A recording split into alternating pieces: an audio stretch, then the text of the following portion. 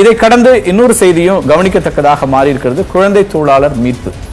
சென்னையில் 24 குழந்தை தொழிலாளர்கள் மீட்கப்பட்டிருக்காங்க. சென்னை சவுகார்பேட்டையில் குறிப்பாக தங்கம் வெள்ளி பட்டறைகளில் கொத்தடிமைகளாக இருந்தவர்களை மீட்டிருக்கிறோன்னு அதிகாரிகள் சொல்றாங்க. 2023 இன்னமும் குழந்தை தொழிலாளர்கள் இருக்கிறார்களா அப்படின்னு பலருக்கும் கேள்விகள் இருக்கும். எங்க சார் சாதி இருக்குன்னு கேட்கிற மாதிரியே இன்னும் குழந்தை தொழிலாளர்கள் இருக்காங்களான்னு பொது சமூகம் கேட்கக்கூடிய இடத்துல இருந்துதான் இந்த நிகழ்வுகள் இருக்கிறத நம்ம பார்க்கிறோம். நிச்சயமாக இருக்கிறாங்க. இந்த சிக்கலும் இருக்குது. இதுல நேற்று மீட்கப்பட்ட அத்தனை பேருமே கிட்டத்தட்ட கொத்தடிமைகளாக இருந்தவர்கள்.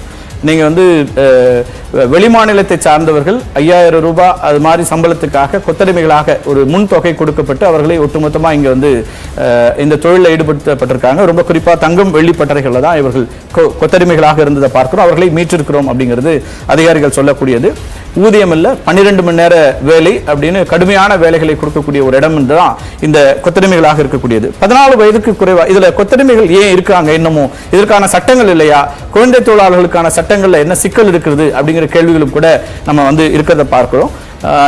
இந்த குழந்தை தொழிலாளர்களுக்கான சட்டத்துல ஒரு அமெண்ட்மெண்ட் 2017 கொண்டு வரப்பட்டது. அதற்கு பிறகு இந்த சிக்கல் கூடுதலாக இருப்பதாக குழந்தைகள் உரிமைகள் பேசக்கூடியவர்கள், குழந்தைகள் நலனுக்கான உரிமைகளை பேசக்கூடிய ஆக்டிவிஸ்ட் குறிப்பிடுறாங்க. ரொம்ப குறிப்பா 14 வயதுக்கு குறைவாக இப்ப தமிழ்நாட்டை பொறுத்த வரைக்கும் தமிழர்கள் தமிழ்நாட்டை சார்ந்த யாரும் இல்லை அப்படிங்கிறது தான் நிலைமை. ஆனால் வெளிமாநிலத்திலிருந்து வரக்கூடிய குழந்தைகளை இங்க பயன்படுத்தக்கூடிய நிலை இருக்கிறது.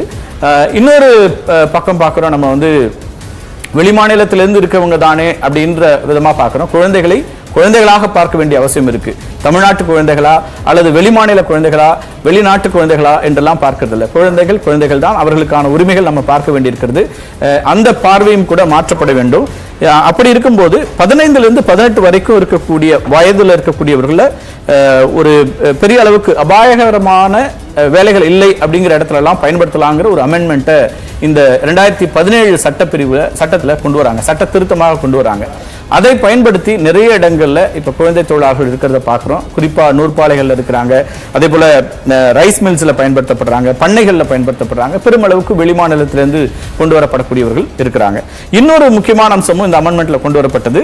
14 வயதுக்கு கீழே இருக்கக்கூடிய குழந்தைகளை கூட பயன்படுத்தலாம். அது பாரம்பரியமான தொழிலாக, ஒரு குடும்ப தொழிலாக இருக்கிறது.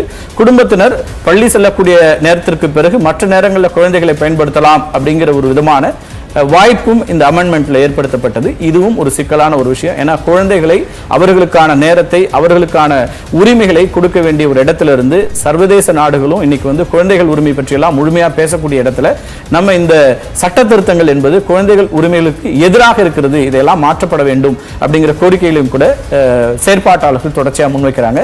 இதுவும் நம்ம கவனிக்க வேண்டிய ஒரு அம்சமாக இருக்கிறது.